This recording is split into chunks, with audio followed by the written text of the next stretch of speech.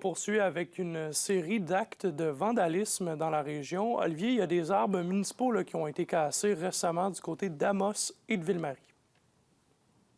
Oui, absolument, André. Pour ce qui est de Ville-Marie, on parle de dans 2 parcs. Il y a des arbres qui ont donc été volés ainsi que brisés. Ça s'est produit dans les parcs du Centenaire et celui des clubs. Et comme vous l'avez dit, il y a un autre événement du genre qui est arrivé à Amos alors que des arbres ont été arrachés tout le long de la 3e avenue Est.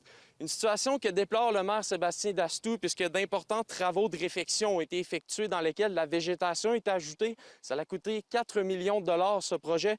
Mais voilà qu'aujourd'hui, il faut tout recommencer le travail qui avait déjà demandé beaucoup de temps et surtout beaucoup d'argent. Il y avait une multitude de types d'arbres là-dedans, dont des lilas.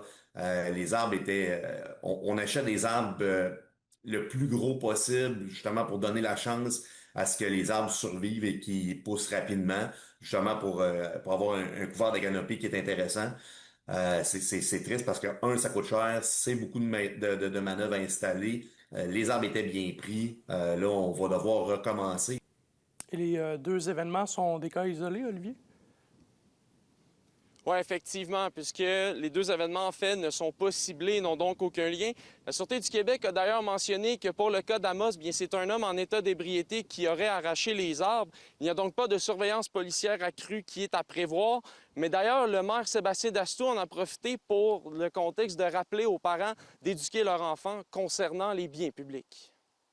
C'est vraiment un cas qui est isolé, c'est triste, c'est des choses qui arrivent.